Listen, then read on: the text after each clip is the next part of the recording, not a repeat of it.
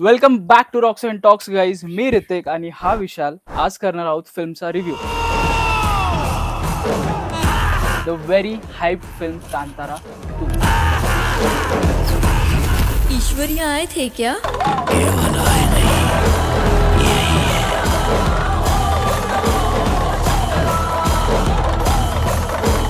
Guys असं काहीच नव्हतं बरं की आम्ही रिव्ह्यूचा प्लॅन वगैरे ठरलो. मी तुम्हाला खरी स्टोरी सांगतो भाई, ऑनेस्ट आहे. काय झालं होतं, आज येणार होता आमच्या ऑफिसमध्ये एक गेस्ट, पण त्याचं काहीतरी कारणास्तव येणं कॅन्सल झालं. सो मग ह्या दोन भडव्यांना फुकट पगार कसा देणार मॅनेजर आज.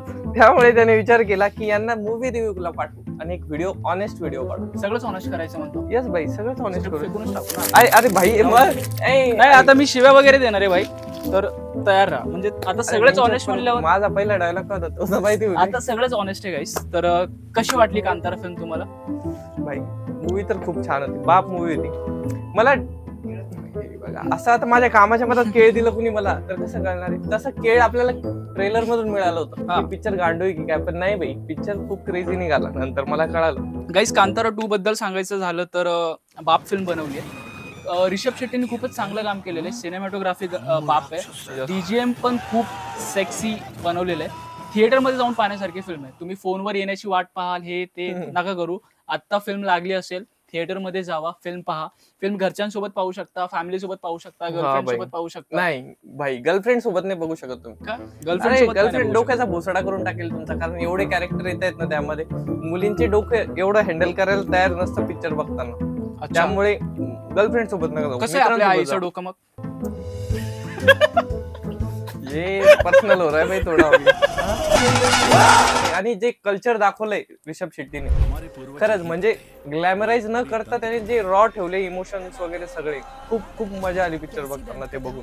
ऋषभ शेट्टीची ऍक्टिंग खूप क्लास आहे भाई. म्हणजे खरंच ऑनेस्टली सांगतो, म्हणजे ते जे व्हायब्रेशन वगैरे त्यांनी केले ना बॉडीमध्ये, असं वाटत नाही की तो ह्युमन आहे.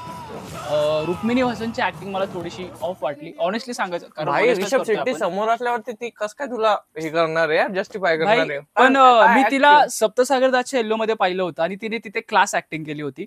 पण याच्यामध्ये आई जसं हा मगाशी मला म्हणलं ऑफ स्क्रीन की स्कोपही नव्हता एवढा, पण ऍक्टर हो भाई, तर तिथे थोडीशी ऑफ वाटली मला. आणि जी लास्टला फाईट आहे, तुम्हाला बघितल्यानंतर तुम्हालाच कळेल की हा गांडू काय बोलत होता. पण खरंच जी लास्टला फाईट होती ती अजून थोडी इंटेन्स व्हायला पाहिजे होती. ती एवढी लवकर संपते ना की तुम्हाला असं वाटतं झाली. खरंच खूप एज वरती ठेवतो तुम्हाला. आमच्या साईडचे पण एज वरती होते, पण त्यांचं कारण थोडं वेगळं होतं. पण आम्ही ज्या कारणास तो एज वरती होतो तो होता टायगरचा कॅमिओ. टायगर जेव्हा जेव्हा आला भाई, तेव्हा त्याने गांड फाडून ठेवली माझी. आणि त्याच्यानंतर अजून एक अॅनिमल कम ह्युमन कॅरेक्टर इंट्रोड्यूस होतं. तिथे थोडंसं VFX खालीवर वाटतं. तू किती देशील फिल्मला? मी फिल्मला देईल भाई 5. येस. नाईस. कारण मी टेक्निकलचा एवढा ज्ञानचू नाहीये, त्यामुळे मला पिक्चर बघायला आवडला. That's all. मला खरंच रुक्मिणी हसन छान दिसत होतं. बघा, हे यांना ना सूर्यवंशमध्ये दाखवायला पाहिजे मला वाटतं. सय्यारावाला आहे रे, मी जेनझी आहे. सय्याराचं नाव पण कसं काय घेऊ शकतो आपण जर का कांताराचं डिस्कशन बसवलंय आपण.